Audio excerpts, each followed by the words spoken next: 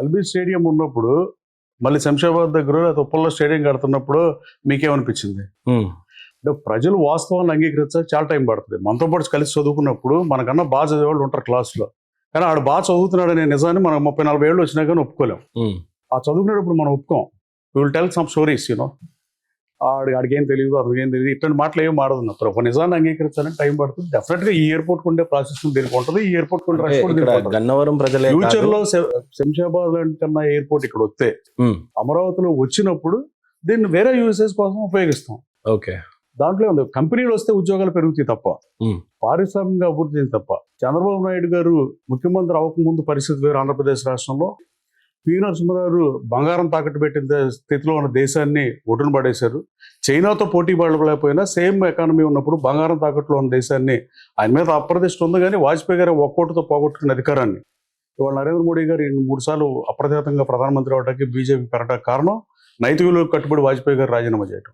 అదే పని పివి నరసింహారావు చేయలేకపోయాడు. ఆయన జేఎంఎం ముందు గెలిచినా, తెలుగుదేశం పార్టీని చీల్చినా, 6 శాసనసభ భూపతిరాజు విజయకుమార్ రాజు ఎంపీలు చీల్చి ప్రభుత్వాన్ని కాపాడదాకా సంస్కరణల మధ్యలో ఉన్నాయనే ఉద్దేశంతో చీల్చాడేమో మనకు తెలియదు, నాకు పరిచయం లేదు, కానీ నేను చెప్పలేను. కానీ ఆయన పార్టీలు చీల్చినా తను మాత్రం పార్టీ చేస్తా, ఎంతో మంది పార్టీ చేసిన. అలాంటి పివి నరసింహారావు కంట్రీని ఒక గాడిలో పెట్టిన తర్వాత 95లో ఈయన ముఖ్యమంత్రి అయినప్పుడు ఏ స్కూల్ టీచర్కైనా, కాలేజ్కైనా, లేకపోతే ఇంటర్మీడియట్ కాలేజీలో అయినా టీచర్స్ శాలరీలే అధికం.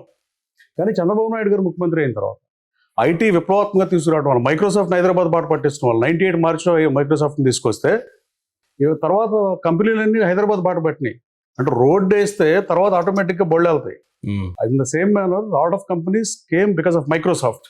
ఆ మైక్రోసాఫ్ట్ అనేది రాకుండా ఉంటే ఎట్టి పరిస్థితుల్లో హైదరాబాద్ ఇలా ఉండేది కాదు, నో డౌట్ అబౌట్ ఇట్.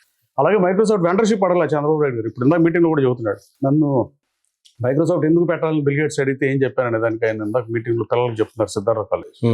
ఆ మైక్రోసాఫ్ట్ రావడం వల్ల అన్ని కంపెనీలు వచ్చినాయి. 90 కోట్లు కూడా ఎగుమతులు లేని హైదరాబాద్ 2,70,000 కోట్లు ఎగుమతి చేస్తుందంటే బికాస్ ఆఫ్ చంద్రబాబు నాయుడు. చంద్రబాబు నాయుడు గారు వచ్చిన తర్వాత పిల్లలందరికీ ఎవరైతే ఇంజనీరింగ్ చదువుకున్నారో, ఎవరైతే బీఎస్సీ కంప్యూటర్స్, బీకామ్, ఎంసీఏలు చదివారో వీళ్ళందరికీ టీచర్ల కన్నా ఎక్కువ శాలరీలు వచ్చే సిస్టమ్ మొదలైందే చంద్రబాబు హయాంలో అనేది సుస్పష్టంగా చెప్పదలుచుకున్నాం. అలాగే ఇప్పుడు గూగుల్ ఎలా అయితే లోకేష్ బాబు తెచ్చాడు $15 బిలియన్ కంపెనీని 98 సెప్టెంబర్గా పెట్టారు గూగుల్ని. ఆ గూగుల్ కంపెనీని ఇక్కడ డేటా సెంటర్ తీసుకొచ్చాడు. Vizag is going to be rock. Vizag కూడా హైదరాబాద్తో పోటీ పడే స్థాయిలో ఐటీ డెవలప్ అవడంలో ఏమాత్రం సందేహం లేదు. మొట్టమొదటి కొన్ని సందేహాలు ఉంటాయి. ప్రతిపక్ష పార్టీలు రాజకీయ విమర్శలు చేస్తాం, కానీ ప్రతిపక్ష పార్టీ అధికార పార్టీని చాలా బాగా చేస్తాను మెచ్చుకున్న సందర్భం ఈ రాష్ట్రంలో ఉందని నేను అనుకోవట్లా. అలాగే బడ్జెట్ కూడా చాలా బాగుందని ప్రతిపక్ష పార్టీ మెచ్చుకున్న సందర్భాలు కూడా నేను ఎప్పుడు చూడలే. రాజకీయాలు చిన్నప్పటి నుంచి గమనిస్తున్నా. రాజకీయాలు అంటే పిచ్చితో, ప్యాషనేట్తో రాజకీయాలు చేస్తున్నా. సో డెఫినెట్గా నేను ఎమ్మెల్యేగా నా కాన్స్టిట్యూన్సీ ప్రజలకి చేయాల్సిన దానికి మించి శక్తివంచన లేకుండా పనిచేస్తున్నా, చాకరీ చేస్తాను. అంటే ఏమాత్రం సందర్భం 13 రోజులు అమెరికా వెళ్ళటం తప్ప ఈ 17.5 మాసాల్లో నేను రోజు కాన్స్టిట్యూన్సీలో ఉన్నా. అయితే కొంతమంది ఎవరో చెప్తారు, ఇక్కడ మనం కూర్చొని ఇంటర్వ్యూ చేసే ప్లేస్కి నాకు నియోజకవర్గం 1 కిలోమీటర్ నుంచి స్టార్ట్ అవుతుంది. నేను గన్నవరంలో మంగళవారం ఉంటా, శుక్రవారం గ్రీవెన్స్ ఏదో ఒకళ్ళు ఉంటా, మిగతా రోజులు ఇక్కడ కలుస్తా. నేను సిఎస్ఆర్ ఫండ్ తీసుకొచ్చి సిహెచ్సి సెంటర్ అభివృద్ధి చేశాను. మాజీ శాసనసభ్యుడు కార్యాలయం 10 ఏళ్ళు అతను ఎమ్మెల్యేగా ఉన్న కార్యాలయం ఎదురుగా సిహెచ్సి సెంటర్ ఉంటే గోడ పడిపోయింది, కనీసం లైట్లు లేవు. నేను ఓత్ తీసుకుంటాకి వాళ్ళకి కమిటీ మెంబర్స్ చేసి వాళ్ళు ఓత్కి వెళ్తే జనరేటర్ లేదు, కరెంట్ పోయింది, కనీసం ఓటీ టేబుల్ లేదు.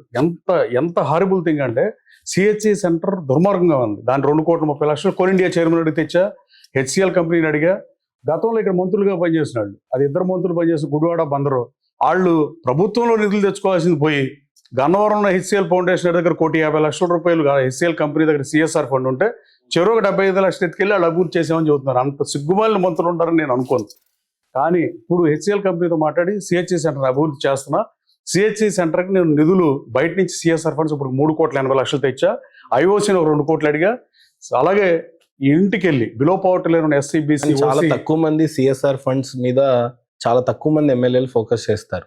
అంటే నెట్వర్క్ ఆ నెట్వర్క్ చేయడం అనేది కూడా హర్షించదగ్గ ఇండస్ట్రీస్ కొంత కాంట్రాక్ట్స్ కనుక. ఒక విషయం మీరు కూడా నిజంగా ఒప్పుకుంటారా సార్, మల్టిపుల్ నేషనల్ హైవేస్ ఉన్న గన్నవరం, ఎయిర్పోర్ట్ కనెక్టివ్ ఉన్న గన్నవరం, మంచి రైల్వే స్టేషన్ కనెక్టివిటీ ఇప్పుడు ఈ మధ్య కాలంలో కేంద్ర ప్రభుత్వం అనౌన్స్ చేసినటువంటి గన్నవరం, ఇంత వెనుకబాటుతనం ఉండడం వెనకాల ఉన్న గల కారణాలు ఏంటి? గతంలో వాళ్ళు చేసిన అభివృద్ధిని పక్కన పెడుతూ లేదా కంపేర్ చేస్తూ మీరు వచ్చిన తర్వాత చేయబోయే గన్నవరం అభివృద్ధి ఏ రకంగా ఉంటుంది, ఏ రకమైనటువంటి హామీలు చేశారు? వెనకబడి ఉందంటూ సత్యదూరం ఫస్ట్ గన్నవరంలో మల్లవల్లిలో SEZ నేను అభివృద్ధి చేస్తానని చెప్పా, అశోక్ ల్యాండ్ వెనక్కి తీసుకొస్తానని చెప్పా, పారిశ్రామిక అభివృద్ధి చేస్తానని చెప్పా,